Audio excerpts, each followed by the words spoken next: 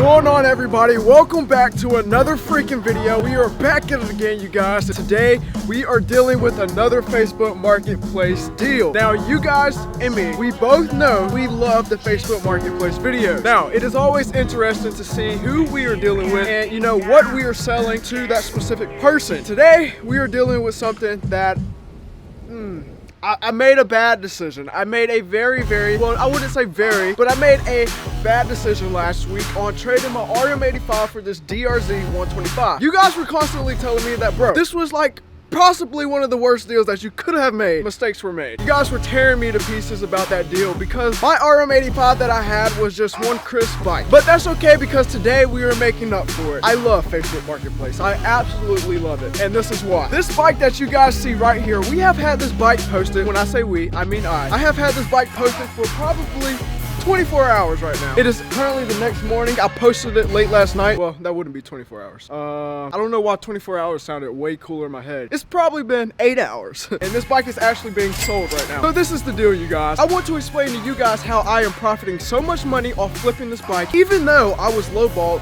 from the beginning. This is by far one of the easiest ways you can start making money on your own by flipping dirt bikes. And the best part about it, just about anybody can do it.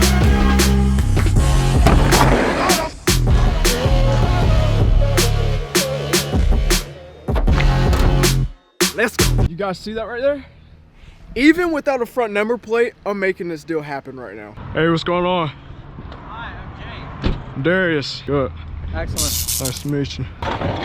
So you got this bike. Wow, that's clean. And yeah. You got a 450. Yeah, I got a KX 450, a 2022, a Wazoo 125, and a CRF 110. CRF 110 would be a good yard ripper. No, yeah, it is. Perfect. Wow. But gas on, choke off.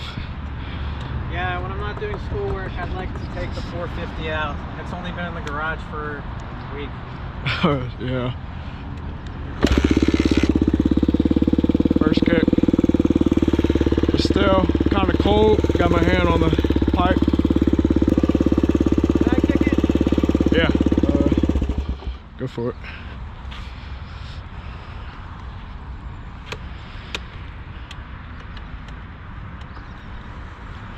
I learned all about these things going to school in Statesboro. Yeah. Down there, all I did was ride.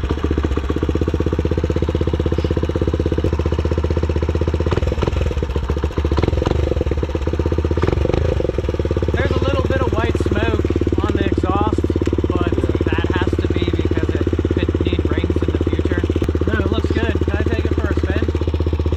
Yeah, go for it. You got anybody in your truck or just you? No, Solo? just me. Why do you ask? Just making sure. Here's my keys. I don't want you to be worried. Alright, for sure.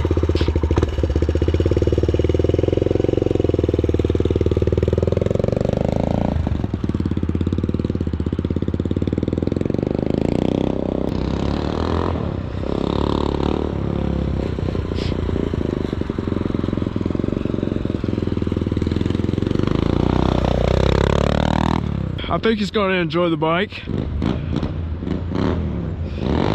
Bike's crazy loud.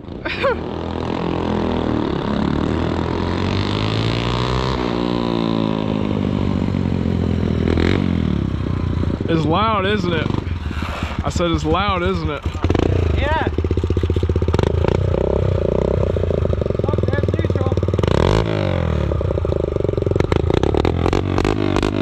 I like it so much. Oh yeah. I like it. There we go. Now the ring's warmed up. No more smoke. And the oil. Should I go ahead and do that, or it's already been done? No, I haven't done it. If I were you, I would. Oh, they're over here. Gotcha. Usually, I have an hour meter on all my other bikes, and I usually change the oil after every five hours. But this one is just probably every 4 rides or so. I'm actually selling my quad, and I got to go pick up my triple clamps for my 450. I got them power coated. No, actually, purple. Have you had lunch?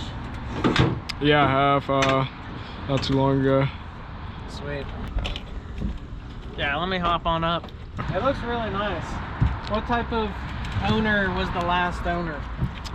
I'll say he was probably about, he had kids, so maybe about 40, 30. Was he, did he know what he had? Like, was it maintained previously before he had it? Yeah, he said he spent most of his time in the garage, and then right before he gave it to me, he had got it out the shop. It had got new chain and sprocket, and then I think they put these tires on them for him. That's what I try to look for when I get bikes to just have for a little while to play on, because I don't want some POS. Do you want to count this in your truck or count it here? We can do it right there.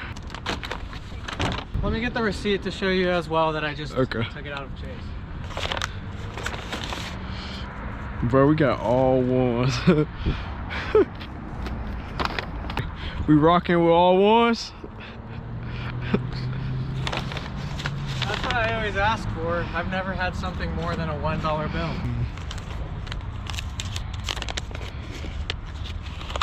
Now, so you want half of this, and then you can count, and then I'll count the other half.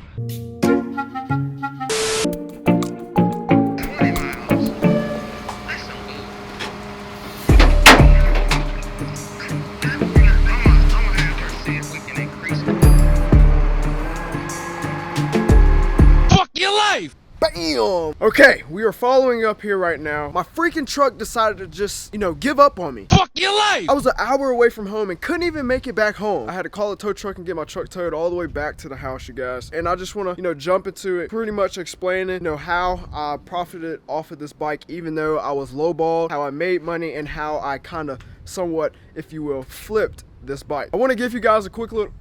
What up? What's up? I want to give you guys a quick little update of pretty much everything that's going on in regards to my KTM, my Cowie. What else we got going? Oh, the e-bike. We got, I don't know about that one, but we're just going to give you guys a little, and Tyler. What? What you mean what? What do you mean what? What you mean what? What I mean what? What do you mean what? Bruh. No, I'm saying, but yeah, no. I told you guys previously in some other videos that we were getting some work done on the KX450, get some parts, powder coated and stuff like that. And the parts are finally done. We got the triple clamps powder coated, this purple color. It looks amazing and just stands out perfectly with the green color of the bike. Can't really see too much in here. We're not, I'm telling you guys, this is the best it's gonna get in here with the lighting that we have, but when this thing hits the sunlight, bro, it is game over, bro. Game over, dude. It looks so freaking good, man. We're getting that all squared away. You guys saw in there right beside that, we have the KTM on the other side. I'm debating, what I still want to do with the KTM, raffle it off, sell it, or who knows, keep it, maybe not. I don't know. So I'm still, kind of torn on that. Oh, and the e-bike. This is the e-bike. We're having issues with it, like really bad issues right now. And it's annoying because it's not something that I could just work on, because it's not like a regular bike. It's all like electrical stuff, and I know nothing about all these wires just all over the place. So it's a big pain in the ass. This time last year, my dad actually broke this bike. It was a challenge going on between him and my mom. He got whiskey throttle on the e-bike just because how sensitive the throttle is on it. It's super, super touchy. When he did actually get whiskey throttle on this bike, he ripped the throttle housing off the bars and it ripped the cable. So I ordered a new one. I got a new one in. It's on there. And I thought it was going to be a lot more to deal with, because it is an electric bike. But no, I was wrong. The whole time, all I had to do was just go down, up underneath the bike and just unplug it and plug in a new one. I ordered a new one from Lunicycles. It came in, but bro, it still doesn't freaking work. I tried everything. I've been unhooking the battery, plugging the battery back up.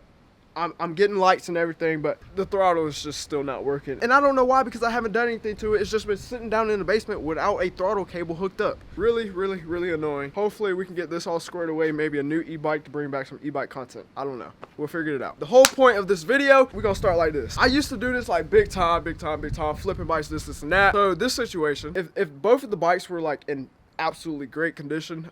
They both would have, you know, been in the same price range, but my RM was hell of a lot nicer than this guy's DRZ. So when I got this bike, obviously first things first, you know, figure out the issues, what was wrong with it. No issues were really wrong with it. All it needed was a new throttle cable, and I got a new one of those, put it on it, washed the bike, and listed it up for sale, make it look good. Obviously, I listed this bike up for like $2,500 just because that we're in it's Christmas season. Parents are out looking for kids dirt bikes for Christmas. So I listed this bike about $2,700, which is, you know, damn near overpriced for this bike. People were hitting me up left and right, you know, offering me this, offering me that, and I just wasn't settling for it. So I stuck around a little bit longer.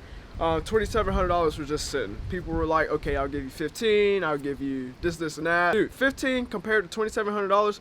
Hell no, I'm not doing that, man.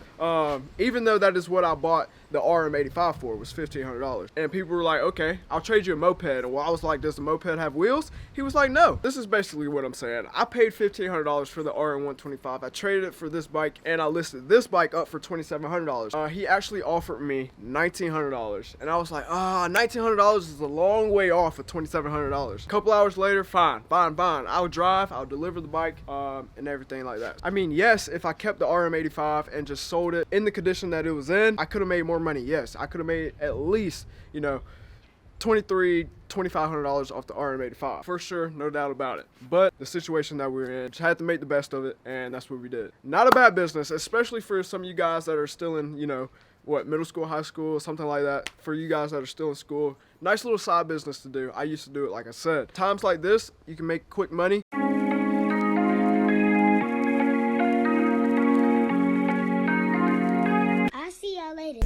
Two white gold, keep it lace, gold chain, keep the beast inside and the hose insane. Like I'm every jeans in a Lambo truck with 2 Prada bags and a ball made frames. 5 in the game plus 1, that's it, cause you know YV gotta get